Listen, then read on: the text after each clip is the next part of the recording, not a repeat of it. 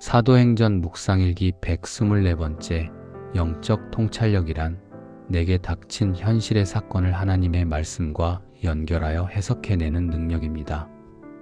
사도행전 10장 26절에서 29절 말씀. 그러자 베드로는 일어나십시오. 나도 역시 사람입니다 하고 말하면서 그를 일으켜 세웠다. 그리고 베드로는 고넬료와 말하면서 집 안으로 들어가서 많은 사람이 모여있는 것을 보고 그들에게 말하였다. 유대 사람으로서 이방 사람과 사귀거나 가까이 하는 일이 불법이라는 것은 여러분도 아십니다. 그런데 하나님께서는 나에게 사람을 속되다거나 부정하다거나 하지 말라고 지시하셨습니다. 그래서 여러분이 나를 부르러 사람들을 보냈을 때 반대하지 않고 왔습니다. 그런데 묻고 싶은 것이 있습니다. 무슨 일로 나를 오라고 하셨습니까? 아멘. 좋은 아침입니다. 민족의 명절, 설날 연휴가 시작되는 월요일 아침입니다. 오늘은 까치까치 설날이라고 부르는 연휴의 첫날이죠. 모처럼 주어지는 이 휴일이 가족들과 함께 참된 안식과 쉼을 누리는 시간이 되기를 바랍니다. 다시 한번 새해를 맞아 모든 가족의 삶의 자리 위에 주님의 은혜와 축복이 임하기를 기도합니다. 며칠 전 욥바의 지붕 위에서 베드로는 참으로 이상한 환상을 보았습니다. 율법에 어긋나는 부정한 짐승을 잡아먹으라는 명령이었죠. 베드로는 단호히 거절했고 환상은 사라졌습니다. 보통 사람 같으면 배가 고파서 헛것을 봤나? 참 재수 없는 꿈이네 하고 잊어버렸을지도 모릅니다. 하지만 베드로는 그 말씀을 기억하고 있었습니다. 도대체 이 말씀의 뜻이 무엇일까? 하며 그 퍼즐 조각을 마음속에 깊이 품고 있었죠. 그리고 이어서 현실에서 상종하지 말아야 할 부정한 사람들, 즉 이방인 고넬료와 그 일행이 눈앞에 나타났을 때 베드로는 무릎을 쳤습니다. 그때 그 환상이 바로 이것 때문이었구나. 우리 삶에도 원치 않는 일들이 일어납니다.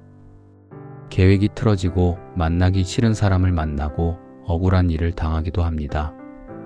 우리는 흔히 이것을 운이 없다거나 골치 아픈 문제라고 치부해버립니다. 그러나 하나님을 믿는 사람에게 우연은 없습니다.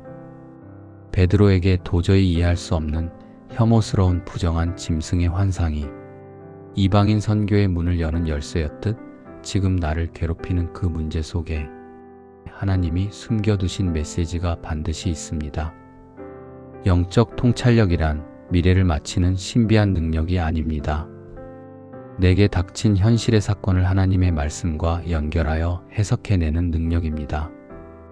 영적 통찰력은 내 삶에 일어나는 물음표 같은 사건들에 하나님의 말씀으로 느낌표를 찍는 능력인 것이죠. 그렇다면 왜 많은 사람이 고난을 당하면서도 하나님의 뜻을 깨닫지 못할까요? 그것은 일상의 문제들을 하나님의 말씀으로 받아들이지 않기 때문입니다. 베드로가 고넬료를 만났을 때 하나님이 내게 지시하셨다라고 단호하게 말할 수 있었던 이유는 그가 의문투성이었던 환상의 내용을 잊지 않고 하나님의 메시지로 계속 묵상하고 있었기 때문입니다. 평소의 삶의 모든 자리, 모든 순간 속에서 말씀하시는 하나님의 임재를 경험할 줄 알아야 합니다. 아침 묵상을 통해, 주일 말씀을 통해, 더 나아가 내 삶 전반에 일어나는 일들 속에서 비록 내가 이해할 수 없고 심지어 나를 괴롭게 하는 일일지라도 그 안에서 내 마음의 문을 두드리시는 주님의 메시지를 들을 줄 알아야 합니다. 우리는 일상에서 임하시고 말씀하시는 하나님의 음성을 무시할 때가 많습니다. 성과 속을 구별하며 선을 그을 때가 많기 때문이죠. 그래서 일상의 문제들을 그저 재수 없는 일 혹은 나를 괴롭히는 고통의 문제로만 여기곤 합니다. 그런데 나에게 문제가 일어났다는 것, 내 인생에 브레이크가 걸렸다는 것은 내가 해결해야 할 과제들이 있다는 증거일지도 모릅니다. 그때 나를 돌아보고 나에게 말씀하시는 것이 무엇인지를 깨닫는다면 우리는 고통 속에서 더 나은 해답을 찾게 될 것입니다. 스티브 잡스의 유명한 말이 있습니다. 인생의 경험들은 나중에 뒤를 돌아볼 때 연결된다.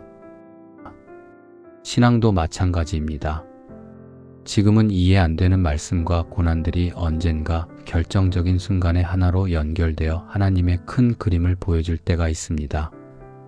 베드로는 자신이 그토록 싫어했던 이방인과의 만남을 통해 로마 복음화라는 거대한 의의 열매를 맺었습니다. 헬렌 켈러는 이런 말을 했습니다. 행복의 한쪽 문이 닫히면 다른 쪽 문이 열린다. 그러나 우리는 흔히 닫혀진 문을 오랫동안 보기 때문에 우리를 위해 열려있는 문을 보지 못한다. 우리 앞에 놓인 피하고 싶은 그 문제는 무엇입니까?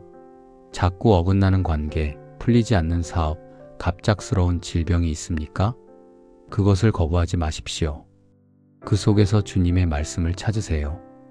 일어나지 않았으면 하는 문제들은 실은 하나님께서 우리에게 말을 걸어오시는 가장 강력한 노크 소리입니다. 아픈 것은 안타깝지만 그래서 이제 건강을 위해 내가 무엇을 해야 하는지를 깨닫는 것이 더 중요합니다. 관계가 어긋난 것은 속상하지만 그 문제보다 이후 더 많은 사람과의 관계를 위해 내가 무엇을 고치고 배워야 하는지가 훨씬 중요한 것입니다.